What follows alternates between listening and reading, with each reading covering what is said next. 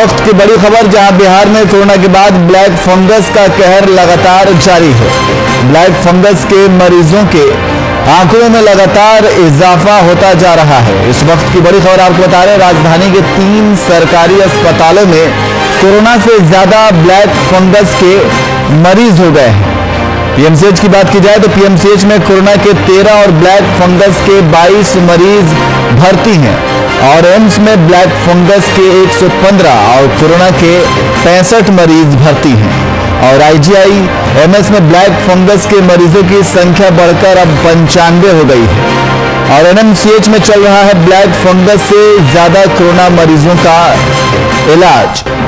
और एनएमसीएच में कोरोना के 31 और ब्लैक फंगस के 6 मरीज भर्ती किए गए हैं। तो इस वक्त की बड़ी खबर आपको बता रहे हैं, जहां बिहार में कोरोना के बाद ब्लैक फंगस का अब कहर लगातार बढ़ता जा रहा है। ब्लैक फंगस के मरीजों के आंकड़ों में लगातार इजाफा देखने को मिल रहा है। अब ये हालत हो गई है कि अब कोरोना से ज्यादा ब्लैक फंगस के मरीज आने लगे हैं।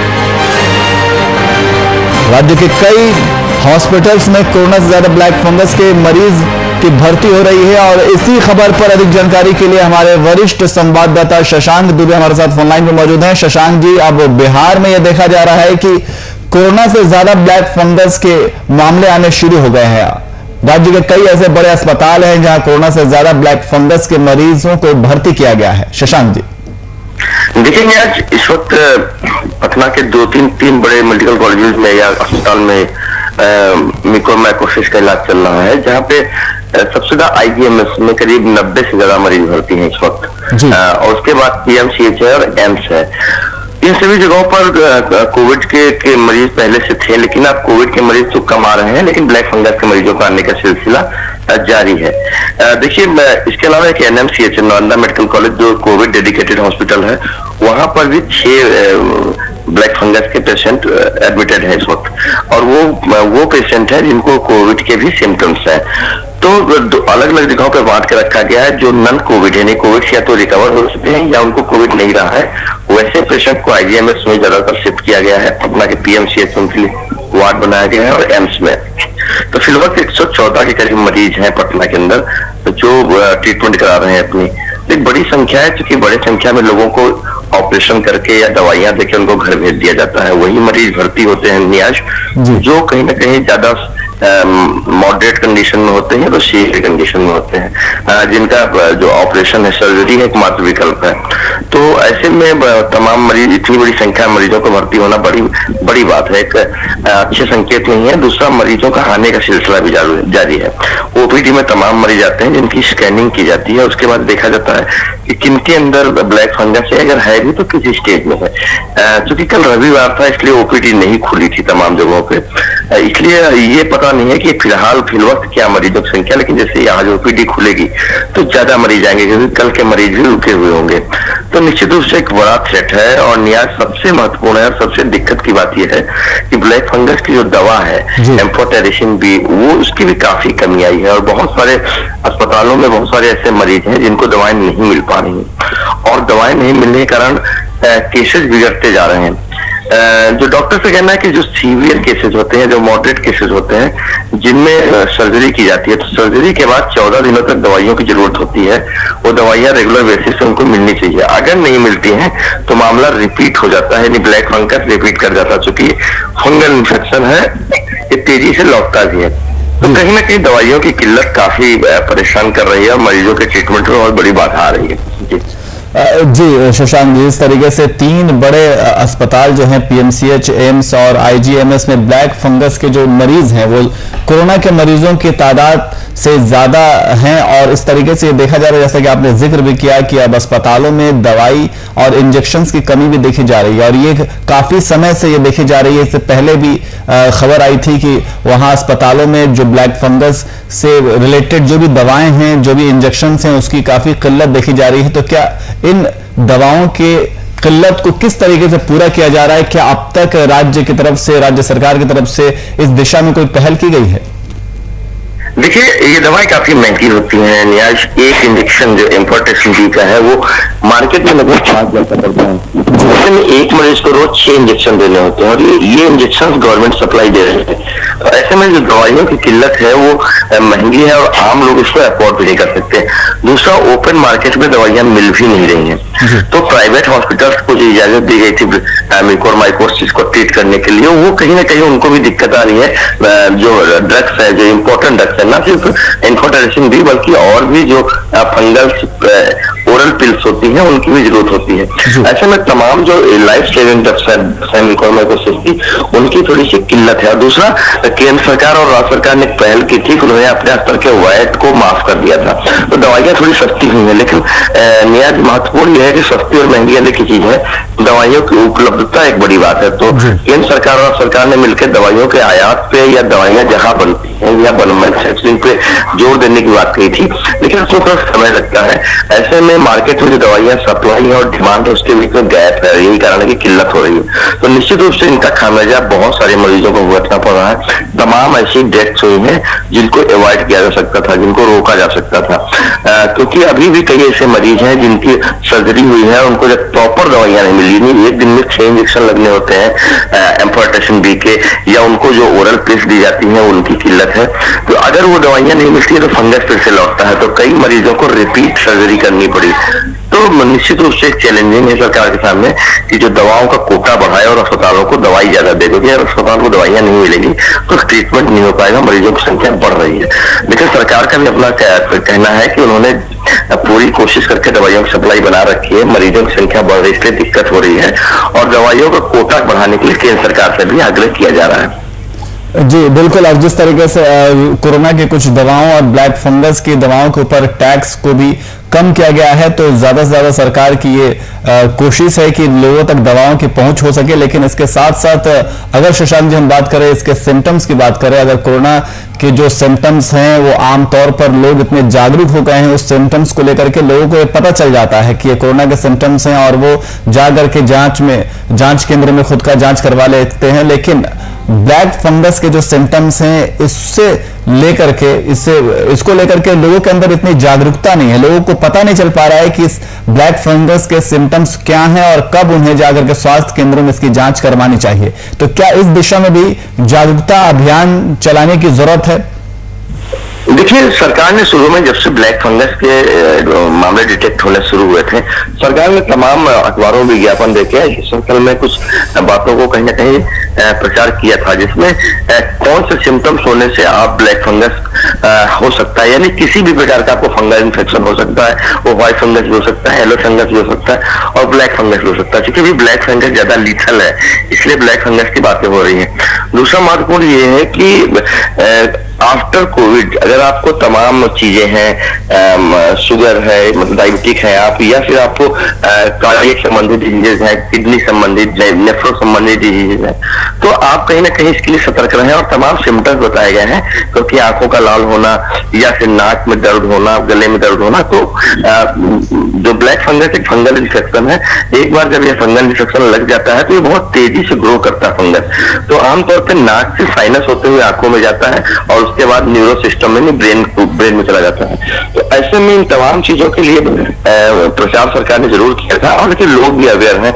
बहुत सारे ईएनटी डिपार्टमेंट से ऐसे मामले आ रहे हैं जो ब्लैक फंगस नहीं है, लेकिन अगर किसी को आंखों में जलन दूसरे कारण से हुई है या सर में दर्द लग रहा है तो लोग पहुंच रहे हैं ओपीडी में ये इंश्योर करने के लिए कहीं उनको फंगल इन्फेक्शन तो नहीं है। तो निश्चित रूप से प्रचार के जागरूकता की कोई कमी नहीं है और लोगों को इसकी भयावहता पता, इसलिए लोग ओपीडी में ज्यादा पहुंचते हैं। बहुत सारे लोग ऐसे ओपीडी में पहुंचते हैं जिनको ब्लैक फंगस नहीं होता है, सिर्फ उनको दूसरे चीज सिम्टम्स होते हैं, लेकिन उनको इस बात का आभास होता है। देखिए, इसकी कमी नहीं है, लेकिन एक ऐसी बीमारी है जब एक आपको जब तक पता चलती है उसका स्टेज बढ़ चुका होता है। कोविड में आमतौर पे लोग जब जांच करा लेते हैं, लेकिन इसमें जांच कराने तक मामले बढ़ जाते हैं। और दूसरा, अस्पतालों में पूरी व्यवस्था नहीं होने से लोग हर व्यक्ति पटना का नहीं होता। अगर कोई व्यक्ति कैमूर का है या कोई व्यक्ति किशनगंज का है तो वो पहले लोकल स्तर पर दिखाता है 2-3-4 दिन, और उसके बाद वो धीरे धीरे आगे बढ़ता है, तो ऐसे में इन्फेक्शन बढ़ जाते हैं। तो ब्लैक फंगस के लिए सबसे दिक्कत है कि अगर आपका समय पर ट्रीटमेंट नहीं हुआ, आपको अर्ली डायग्नोसिस नहीं हुए, तो कहीं ना कहीं वो मामला बिगड़ जाता है और सर्जरी की नौबत आ जाती है। तो जो बिगड़े हुए मामले हैं, इसी का नतीजा है,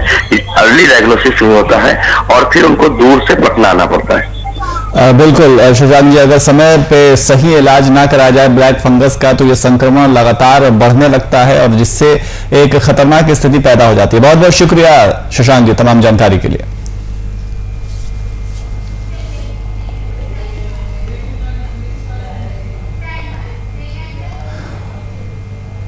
वहीं झारखंड सरकार ने राज्य में पंचायत चुनावों को टालते हुए 6 महीने का आपको बता दें कि विस्तार दे दिया है। उनके विस्तार की यह अवधि आगामी 15 जुलाई को समाप्त होने को है।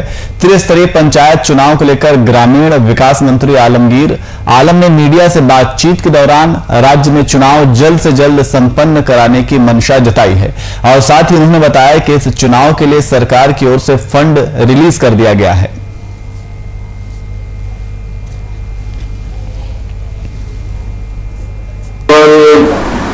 पंचायत राज के लिए जिला परिषद मुखिया, पंचायत समिति मेंबर्स सभी का 6 महीना का एक्सटेंशन दिया गया था और अलग अलग समय में 2-4 जगह के पीछे सब सारे लोगों ने वोट दिया था। 15 जुलाई तक सब इसका 6 साल का जो एक्सटेंशन का कार्यकाल है वो समाप्त होने जा रहा है। और बीजेपी अनुसूचित जनजाति मोर्चा झारखंड प्रदेश के द्वारा एक उच्च स्तरीय जांच दल का गठन किया गया। यह जांच दल का गठन 12 जून 2021 को लातेहार के गारू प्रखंड में ग्रामीण की पुलिस द्वारा कथित रूप से फर्जी मुठभेड़ दिखाते हुए हत्या किए जाने के मामले को लेकर किया गया है। इस मामले में मोर्चा के अध्यक्ष ने पीड़ित परिवार सहित गांव वाले से मिलकर घटना के विस्तृत जानकारी प्राप्त की और इस मामले में उन्होंने प्रेस वार्ता आयोजित कर पूरे घटनाक्रम को फर्जी मुठभेड़ बताया है। उन्होंने इस मामले में सरकार से जांच के बाद कार्रवाई की मांग की है।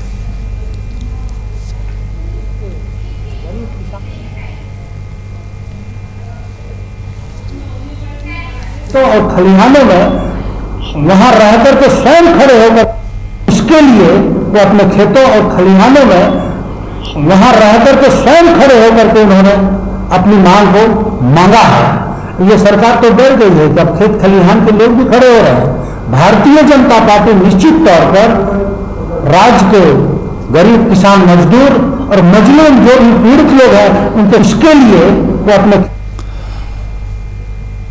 चिराग पासवान ने रविवार को दिल्ली में राष्ट्रीय कार्यकारिणी की बैठक की जिसमें उन्होंने आशीर्वाद यात्रा के साथ कई ऐलान किए और साथ ही मौजूद कार्यकर्ताओं को शपथ भी दिलाई। रविवार को आयोजित बैठक में क्या कुछ हुआ और चिराग ने क्या इमोशनल कार्ड खेला, देखिए रिपोर्ट।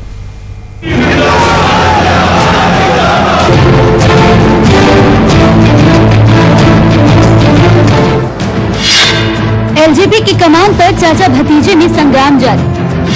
चाचा के खिलाफ चिराग ने दिल्ली में दिखाया दम। चिराग पासवान ने की राष्ट्रीय कार्यकारिणी की बैठक। पिता की जयंती पर हाजीपुर में दम दिखाने की तैयारी। लोक जनशक्ति पार्टी पर कब्जे की लड़ाई जारी है। चिराग पासवान ने रविवार को दिल्ली में शक्ति प्रदर्शन किया, साथ ही कार्यकारिणी की बैठक की और मीडिया में तस्वीरें भी जारी की। इस दौरान राष्ट्रीय कार्यकारिणी की बैठक में चिराग पासवान ने पार्टी के नेताओं को शपथ दिलाई। मैं लोक जनशक्ति पार्टी का सक्रिय सदस्य हूँ। मैं शपथ लेता हूँ कि मैं आजीवन पार्टी के प्रति समर्पित रहूंगा। तो वहीं बैठक के बाद चिराग पासवान ने कहा कि आज दिल्ली में हमारी पार्टी के राष्ट्रीय कार्यकारिणी की बैठक हुई जिसमें फैसला लिया गया है कि निष्कासित लोग पार्टी सिंबल का इस्तेमाल न करें। साथ ही इस बात पर भी चर्चा की गई है कि एलजेपी के स्वर्गीय नेता रामविलास पासवान को भारत रत्न मिले और बिहार में उनकी बड़ी प्रतिमा बनाई जाए। कार्यकारिणी के अधिकांश सदस्य यहाँ पर मौजूद थे। इन सबके नाम, इन सबके परिचय के साथ आपको जानकारी दी जाएगी। आप सबने विजुअल्स भी लिए हैं कि कौन कौन लोग यहाँ पर मौजूद थे। इसमें कई तरीके के प्रस्ताव पारित किए गए, जिसमें जो निष्कासित सदस्य हैं उनका पार्टी के नाम और पार्टी के सिंबल पर अधिकार जताना और उसके तले अपनी बातों को रखना, इसकी घोर निंदा की गई है। इसका विरोध किया गया है यहाँ पर कि जो निष्कासित लोग हैं वो पार्टी के सिंबल का इस्तेमाल नहीं करें। आने वाले दिनों में हम लोगों ने इस बात की मांग जरूर की है कि हमारे पार्टी के संस्थापक, हमारे नेता आदरणीय रामविलास पासवान जी को भारत के सर्वोच्च नागरिक सम्मान भारत रत्न से उन्हें सम्मानित किया जाए और बिहार प्रदेश जो उनकी कर्मभूमि रही है वहां पर उनकी एक बड़ी सी प्रतिमा बनाकर उनको सम्मानित किया जाए। पार्टी में बगावत का सामना कर रहे चिराग पासवान ने इमोशनल कार्ड खेला है। पिता रामविलास पासवान की जयंती पर आशीर्वाद यात्रा निकालने का ऐलान किया। चिराग ने कहा कि 5 जुलाई को मेरे पिता की जयंती है और इस वक्त मेरे पिता और चाचा मेरे साथ नहीं है, इसीलिए हमने 5 जुलाई से हाजीपुर से आशीर्वाद यात्रा निकालने का फैसला किया है। जन्मदिन 5 जुलाई को होता है और हम लोग जब तक वो जीवित थे तो हर साल देश भर में उनका जन्मदिन मनाया जाता था। आज भी मैंने आग्रह किया है कि हर साल की तरह उनका जन्मदिन मनाया जाए, पर अब क्योंकि मेरे ऊपर से मेरे पिता का और जो चाचा जो मेरे लिए पिता तुल्य थे, दोनों का साया, दोनों का हाथ अब उठ चुका, तो अब मुझे बिहार की जनता के आशीर्वाद की और ज्यादा जरूरत है। तो इसीलिए हम लोगों ने इस बात की घोषणा की है कि 5 जुलाई से हम लोग आशीर्वाद यात्रा हम लोग निकालेंगे। हाजीपुर से मैं इस यात्रा की शुरुआत करूंगा। जैसा मैंने कहा कि मेरा धर्म सिर्फ एक है, मेरी माँ, उनका आशीर्वाद। तो आज इस यात्रा की घोषणा की शुरुआत इनके आशीर्वाद से मैं कर रहा हूँ। तो पापा हमेशा कहते थे कि अगर आप सही की लड़ाई लड़ोगे, सच्चाई के रास्ते पे, तो आपको डरने की जरूरत नहीं है। पापा ने भी मुश्किल से मुश्किल दौर सच्चाई की राह पर चलते हुए निकाला और मैं भी निकाल लूंगा, अच्छे से निकालूंगा, मुस्कुराते हुए निकालूंगा, धैर्य के साथ निकालूंगा। बहरहाल एलजेपी आज के समय में 2 गुटों में बढ़ चुकी है। पारस गुट अपना अध्यक्ष पशुपति पारस को मानती है तो चिराग गुट चिराग पासवान को। लेकिन ऐसे में ये देखना होगा चुनाव आयोग की इस पर कुछ प्रतिक्रिया आती है या नहीं, और ये कब और कौन तय करेगा कि एलजेपी का आखिरकार असली वारिस है कौन। Desk report VIP news. और वहीं झारखंड में मंत्रिमंडल विस्तार को लेकर चल रही अटकलों पर दिल्ली से लौटे वित्त मंत्री रामेश्वर ने शिष्टाचार मुलाकात का बयान देकर विराम लगा दिया है। दिल्ली दौरे के क्रम में प्रदेश अध्यक्ष रामेश्वर उरांव ने अपने दिल्ली दौरे का उद्देश्य वरिष्ठ नेताओं से मुलाकात करना बताया और साथ ही उन्होंने फिलहाल बैठक का कोई विशेष एजेंडा ना होने की बात कही और इसके साथ ही उन्होंने सीएम के दिल्ली दौरे को भी उनका ही निजी दौरा बताया है। वित्त मंत्री के इस बयान के बाद पार्टी में कोई बदलाव होता नहीं दिख रहा है।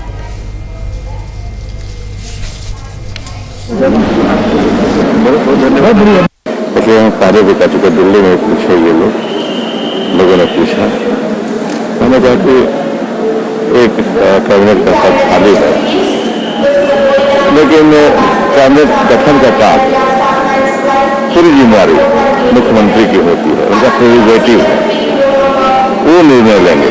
जहाँ तक कांग्रेस की बात है तो हम लोग पार्टी चलाते हैं, राजनीतिक पार्टी के हैं, तो हम दावा करते हैं कि जो खाली रिक्त पद है हमको दे दीजिए, लेकिन निर्णय तो मुख्यमंत्री को लेना है ना। सरकार बनी, वो सब बातें उस समय हुई, बातें बदलती रहती हैं, तो निर्णय मुख्यमंत्री को ही लेना है। मजबूत गठबंधन है मंत्रिमंडल। अरे यार, अरे आप लोग और इसी खबर पर अधिक जानकारी के लिए हमारे संवाददाता अभिनव कुमार हमारे साथ फोनलाइन पर मौजूद है। अभिनव, मंत्रिमंडल विस्तार की अटकलों पर वित्त मंत्री ने भी अब विराम लगा दिया। इससे पहले खुद सीएम दिल्ली दौरे पर थे और उन्होंने जब वापसी की तो मीडिया से वो मुखातिब नहीं हुए और उसको लेकर के जो भी तमाम तरह की अटकलें लगाई जा रही थी कि मंत्रिमंडल में फेरबदल हो सकता है, उसका विस्तार हो सकता है, अब उस पर विराम लगता हुआ नजर आ रहा है। वित्त मंत्री ने भी ऐसा ही कुछ संदेश दिया है। बिल्कुल, जो बातें सामने निकल के अब आ रही हैं, चूंकि इससे पहले आप देखिए कि मंत्रिमंडल विस्तार को लेकर चर्चा जोरों पर थी, इसके अलावा कई और मुद्दे थे। उन मुद्दों को लेकर कह सकते हैं कि बड़ा ही चर्चा चल रहा था, सबकी जुबान पर था कि आखिर अगला मंत्री कौन होगा। इसके अलावा बोर्ड निगम के जो पद थे उसको लेकर अगर बात कर लिया, कांग्रेस कोटे में जो मंत्री का फेरबदल की बातें हो रही थी, अब चूंकि मुख्यमंत्री ने भी दिल्ली में ही मीडिया से बात करते हुए कहा था कि ऐसी कोई बात नहीं है, अगर कुछ ऐसी बात होगी तो जरूर हम मीडिया के साथ साझा करेंगे। आप देखिए कि कल वित्त मंत्री भी पहुंचे, उन्होंने भी साफ तौर पर कहा कि ऐसी कोई बात नहीं है और सिर्फ अफवाहें उड़ाई जा रही है कि मंत्रिमंडल का विस्तार होगा, ये सब सारी चीजें होगा। अगर होता भी है तो ये मुख्यमंत्री का विशेषाधिकार है, क्योंकि हम पार्टी चला रहे हैं तो हमारा भी दावा बनता है कि हमारा ही मंत्री हो, लेकिन ये मुख्यमंत्री का विशेषाधिकार है, वो जो चाहे वो कर सकते हैं। तो कई तरह की बातें हैं, उन बातों को इन्होंने विराम लगाया दिया है, लेकिन अगर सूत्रों को माने तो जरूर खटपट की जो बातें हैं, चाहे हम विधायकों को लेकर बात कर ले या कई और मुद्दे हैं, उन मुद्दों को लेकर जरूर कांग्रेस और जेएमएम गीच है और उस गीच को कैसे ये लोग टैकल करते हैं ये देखना जरूरी होगा। हालांकि मीडिया में ये सब सारी चीजें बताई नहीं जा रही है, कई सारे मुद्दे हैं, उन मुद्दों को लेकर जरूर कांग्रेस और जेएमएम में जीत है उसको सुलझाना होगा, अदरवाइज ये सब सारी चीजें इन दोनों पार्टियों के बीच में दिक्कत हो सकती है। जी अभिनव, लेकिन क्या जिस तरीके से जो भी, चाहे वित्त मंत्री की बात की जाए, चाहे सीएम सोरेन की बात की जाए, इन्होंने जैसे सीएम सोरेन दिल्ली वापसी के बाद उन्होंने खामोशी अख्तियार की, वित्त मंत्री भी मंत्रिमंडल के विस्तार के ऊपर कुछ बोल नहीं रहे हैं, तो क्या इससे क्या संदेश मिलता है कि क्या जिस चीज के लिए, जिस बात पे, जिस मुद्दे पे या विस्तार को लेकर के जो बात करने के लिए वो गए हुए थे, क्या उस पर बात नहीं बनी है या इसीलिए खामोश हैं? बिल्कुल, देखिए वो अगर हम बात करें तो उनको देश के प्रधानमंत्री और गृह मंत्री और कई केंद्रीय मंत्रियों से मुलाकात करना था, चूंकि राज्य का विषय भी था। अगर राज्य की बात करें तो जीएसटी का पैसा हो, रॉयल्टी, पहले के रॉयल्टी का पैसा और कई और सारी चीजें हैं कि राज्य का विकास कैसे हो, इन मुद्दों पर शायद वहां पर चर्चा होनी थी। लेकिन जो जानकारी मिलती है कि उनकी मुलाकात किसी केंद्रीय मंत्री से नहीं हुई है, देश के प्रधानमंत्री से भी नहीं हुई है। शायद ये एक बात हो सकती है कि ये वजह नहीं बता रहे हैं, लेकिन उनकी मुलाकात नहीं हुई है और ये टॉपिक था कि उनसे मुलाकात करने का। हालांकि अगर केंद्रीय, अगर हम आलाकमान, कांग्रेस आलाकमान की बात करें तो वहां से भी कोई जानकारी नहीं मिल रही है कि उनकी जो है मुलाकात सोनिया गांधी या राहुल गांधी से हुई है, लेकिन जो हमें जानकारी मिल रही है कि सिर्फ एक नेता से उनकी मुलाकात हुई है, सोनिया गांधी और राहुल गांधी से भी मुलाकात हुई है। तो शायद ये भी बातें हो सकती है कि मुलाकात न हुआ हो तो कुछ बातें निकलकर सामने नहीं आई। लेकिन थोड़ा बहुत अगर हम बात करें, जिस तरीके से मैं जिक्र भी कर रहा था कि शायद कांग्रेस और जेएमएम में कुछ बातों को लेकर जीत है, कई सारे मुद्दे हैं, उन मुद्दों को लेकर शायद बहस हुई थी, वो हो नहीं पाई है लग रहा है, या अगर हुई भी होगी तो शायद समन्वय नहीं बना होगा। अगर कमोबेश अगर कहीं बात भी निकली होगी तो जो मंत्रिमंडल की अगर बात कर ली या कई और बोर्ड निगम के पद, उसमें भी जीत है, क्योंकि कांग्रेस और जेएमएम किस तरीके से वहां पर सीटों का बंटवारा करती है, किसको कितना पद मिलता है, शायद इसको लेकर भी जीत होगी। चूंकि कई बार इसका जिक्र भी हो चुका है कि कब बोर्ड निगम के जो पद है उनको भरा जाएगा। तो कई सारी बातें हैं, उन बातों को लेकर शायद समन्वय नहीं बना होगा और शायद वो मीडिया के सामने सब सारी चीजें बातें नहीं रखना चाहती है, नहीं चाहे मुख्यमंत्री हो चाहे वित्त मंत्री हो, तो शायद यही बातें हैं। लेकिन जरूर दोनों पार्टियों के बीच में गीच है और यही वजह है कि ये खुलकर बातें नहीं कर रहे हैं। जी जय हिंद, बहुत बहुत शुक्रिया तमाम जानकारी के लिए। और अंतर्राष्ट्रीय योग दिवस के पहले मेदिनीनगर आयुक्त जटाशंकर चौधरी ने पलामू प्रमंडल के तीनों जिले पलामू, गढ़वा और लातेहार वासियों को योग दिवस की शुभकामनाएं दी और साथ ही उन्होंने सभी से इस कोरोना काल में 21 जून को अपने अपने घर में योग दिवस मनाने और परिवार के सभी सदस्यों के साथ आयुष मंत्रालय के अनुसार योग के विभिन्न आसनों का अभ्यास करने की अपील की।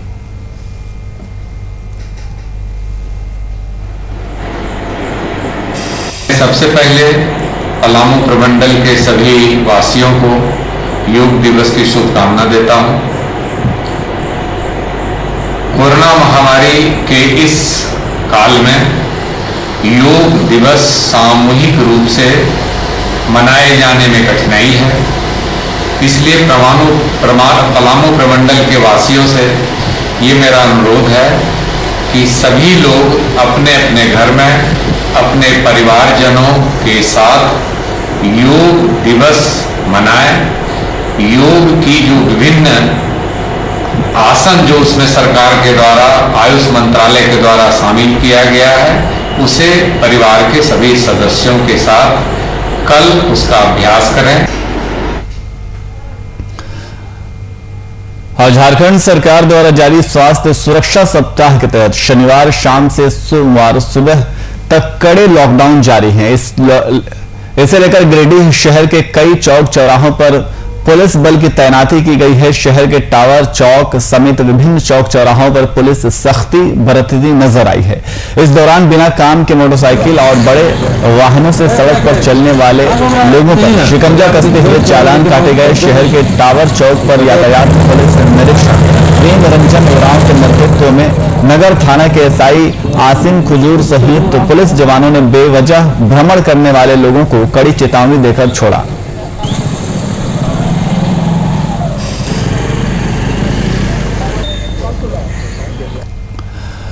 और कोरोना से लड़ने के लिए वैक्सीनेशन को कारगर माना जा रहा है। इसे लेकर पूरे राज्य में सरकारी अस्पतालों में वैक्सीनेशन शुरू हो चुकी है। वहीं 18 साल से ऊपर के लोगों के लिए cosmos youth club charitable trust और झारखंड सरकार के संयुक्त तत्वाधान से कॉस्मो यूथ क्लब में 150 लोगों को मुफ्त में वैक्सीन दी गई। आपको बता दें कि cosmos youth club charitable trust कई बार शहर के अलग अलग कोनों में मुफ्त वैक्सीनेशन कैंप लगा चुकी है।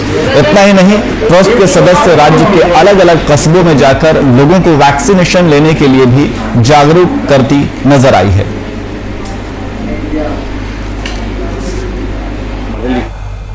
फिलहाल बुलेटिन में इतना ही। देश और दुनिया की तमाम खबरों के लिए देखते रहिए VIP न्यूज। नमस्कार।